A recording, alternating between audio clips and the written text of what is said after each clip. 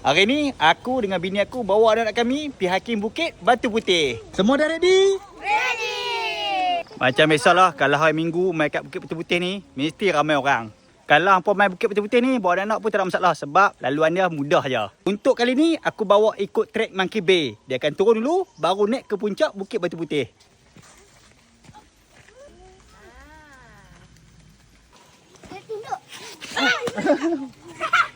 Bukit Batu Putih ni amat sesuai lah untuk yang beginner, untuk baru nak jinak-jinak untuk dunia hiking ni. Nak sampai Monkey Bay. Lepas 20 minit kita sampai ke pantai Monkey Bay. Awal-awal tadi trek menurun dan juga landai. Lah ni kami kena hiking pula. Abang tengok ni macam mana. Tu dia. Okay, naik. Alright. Lagi. Okay.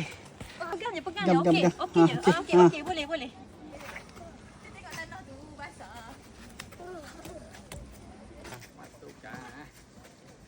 Jaya.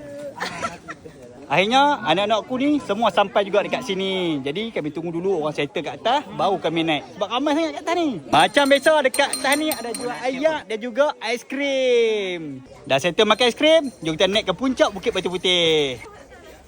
Alright.